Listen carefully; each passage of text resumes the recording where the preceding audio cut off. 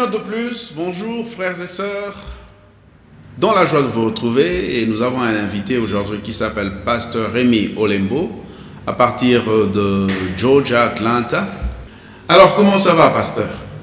Ça va très bien, par la grâce de Dieu, en tout cas, tout va bien. La famille, l'église? Oui, la famille se porte très bien, l'église aussi. Alors, nous connaissons notre sujet aujourd'hui, c'est la problématique de la succession dans les églises. Est-ce un problème réel, la succession dans les églises? À cette première question, si tu me permets, je répondrai à la normande. C'est-à-dire oui et non. Ouais, j'ai dit non parce que la succession dans l'église ne devrait pas être un problème. Car en ce qui me concerne, l'église n'est pas une monarchie et surtout pas une organisation humaine, mais plutôt divine. Elle est l'épouse de Jésus-Christ et structure de la nation spirituelle, assemblée, donc l'assemblée des croyants. Je voudrais aussi dire qu'universellement parlant, et aussi localement, la Bible dit dans Romains 12, versets 3 à 5, « Par la grâce qui m'a été donnée, je dis à chacun de vous de n'avoir pas de lui-même une trop haute opinion, mais de revêtir de sentiments modestes selon la mesure de foi que Dieu a départie à chacun. Car comme nous avons plusieurs membres dans un seul corps et que tous les membres n'ont pas la même fonction, ainsi nous qui sommes plusieurs, nous formons un seul corps en Christ et nous sommes tous membres les uns des autres. » Donc ça c'est la part de non, ça ne devrait pas l'être. Mais dans la réalité que nous vivons, c'est vraiment une problématique. C'est pourquoi maintenant je vais dire oui. Parce que nous sommes tous des voyageurs sur la terre et nous devrions nous attendre à disparaître un jour. Alors, oui, la succession est une problématique aujourd'hui à deux niveaux. Au niveau des responsables, fondateurs, si vous me permettez cet usage, parce que le fondateur ne sait pas qu'il n'est pas un tout. Il ne sait pas qu'il n'est pas un tout pour qu'une assemblée locale puisse fonctionner uniquement par lui. Et puis, secondo, les membres et les fidèles qui ne sont pas éduqués, qui ne sont pas instruits, qui n'ont pas de contact réel avec la parole qui est source de vie, ils choisissent maintenant selon leurs intérêts purement individuels, car après la mort du responsable, c'est Dieu lui-même qui est censé, en fait, choisir et non le dauphin. Le dauphin, pasteur, avant de mourir, doit nommer un dauphin, si vous me permettez aussi le terme, appointer un successeur. Sinon, nous ne serons plus dans la logique de la propriété de Dieu, si on fait ça. À l'instar de Moïse et Josué, c'est Dieu qui est venu vers Josué, lui signifier la relève de son maître Moïse. Voilà pourquoi j'ai défini le oui et le non. Ça, c'est tout ce que j'ai pensé aujourd'hui. Alors, pasteur, oui. La structure actuelle de nos assemblées, vous avez une idée d'où ce que nous la tenons? Qu'il apparaisse aujourd'hui, il y a une seule personne qui est en charge. C'est son histoire, c'est son affaire.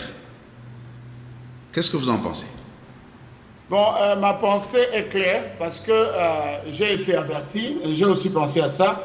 Je l'entends analyser et explorer l'organisation de nos églises locales. Malheureusement, je conclus que la majorité d'elles sont, d'après mon approche, structurées non selon la Bible, mais selon les gouvernements de leur pays d'origine. Alors, je dois éclaircir ici que nous parlons des églises dites de réveil, uniquement.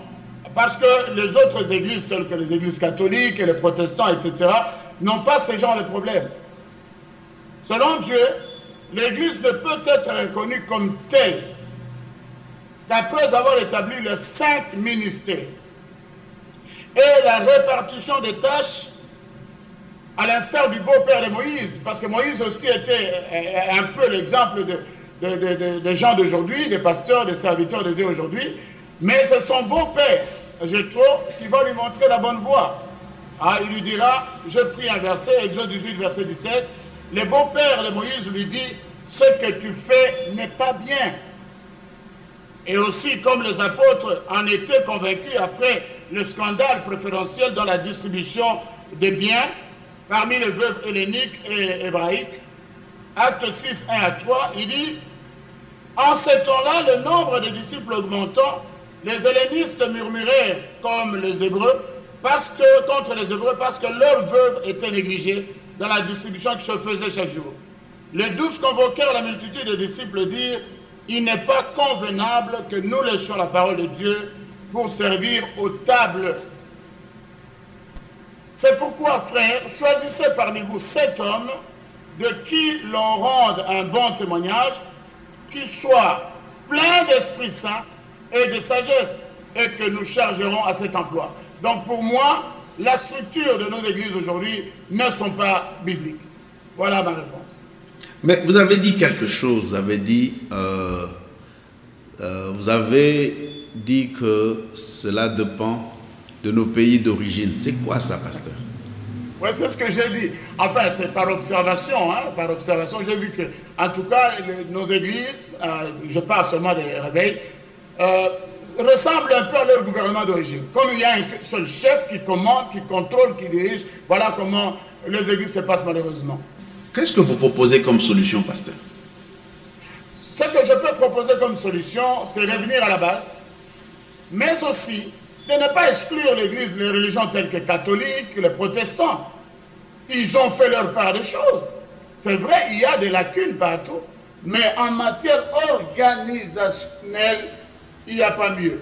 C'est tout ce que je propose. S'ils ne peuvent pas comprendre les Écritures, alors qu'ils copient au moins l'organisation dans ces églises dites de grandes églises. Ah donc, ce n'est que une lacune organisationnelle, c'est ce que vous dites? Bien sûr, organisationnelle, et puis pas seulement une lacune organisationnelle, mais aussi dans le cadre de connaissances.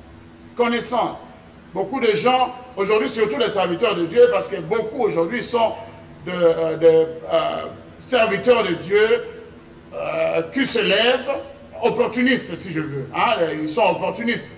Il y a une opportunité, alors ils se présentent. Ils ne maîtrisent pas d'abord la langue vernaculaire, que ce soit le français, que ce soit l'anglais. Ils abandonnent même leur langue d'origine à laquelle ils pouvaient mieux transmettre le message et comprendre la parole. Alors, c'est de l'aventure en fait. C'est de l'aventure. Ils doivent mieux apprendre, beaucoup apprendre et se renseigner, faire des recherches et puis se soumettre. Parce que ce qui fait la grandeur du savant est que lorsqu'il découvre la vérité, il s'y plie devant cette vérité. Ah, ok, pasteur. Dites-moi un peu. Pourquoi, après tout ce que vous venez de dire, mais pourquoi il subsiste les églises ne survivent pas après le décès de la personne qui l'a implantée? Pourquoi l'église ne survit pas? Souvent, c'est des tiraillements, des combats et des procès. Pourquoi ça? Bon, après bien, j'ai travaillé là-dessus. Ça fait longtemps parce qu'il y a eu plusieurs dirigeants qui sont morts, hein, les fondateurs, ce qu'on appelle faussement leaders. La raison est unique. Ces églises-là fonctionnent par rapport au pouvoir et à l'avoir, et non par rapport au service. Les fondateurs ne se considèrent pas comme serviteurs, mais comme propriétaires de l'œuvre. Et encore pire, comme un immortel sur la terre. Ils ne pensent pas qu'ils s'arrêteront un jour. Ils ne pensent pas qu'ils mourront un jour. Voilà. Moi, je pense que c'est l'une des grandes raisons. Ah, alors,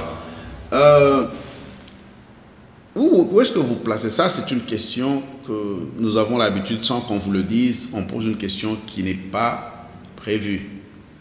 Ouais. Alors, d'après vous, où est l'action du Saint-Esprit et la direction du Saint-Esprit dans tout ça? En fait, il y a une problématique du Saint-Esprit. Lorsque le Saint-Esprit utilise un serviteur de Dieu, il devient lui-même le Saint-Esprit. Alors que si on étudiait d'abord qui est le Saint-Esprit, on comprendrait comment marcher avec le Saint-Esprit. Jésus-Christ va s'énoncer en disant, il n'est pas bon que je reste au milieu de vous. Il faut que je m'en aille pour que le Saint-Esprit vienne. Et lorsqu'il viendra, le Saint-Esprit ne vous parlera jamais, jamais de lui. Mais il vous parlera de ce qu'il prendra de moi. Comprenez? C'est la plus grosse problématique. C'est moi qui suis le Saint-Esprit. Or, le Saint-Esprit lui-même, selon la description biblique, ne s'exprime pas par rapport à ce que lui a, lui sait. Mais il s'exprime à ce qu'il va prendre de la part de Jésus-Christ afin de nous l'annoncer. Ça, c'est trop fort. L'assemblée locale, toutes ces églises que nous voyons, sont-elles je peux dire, la possession du conducteur? En fait, dans la réalité, je réponds oui, dans la réalité.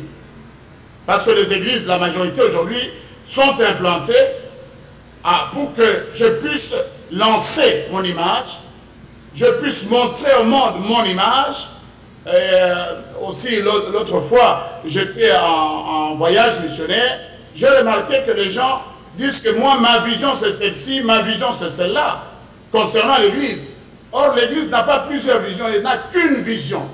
C'est celle d'apporter l'évangile au reste du monde, de gagner les âmes pour Christ. Comment aujourd'hui, les visions sont différentes?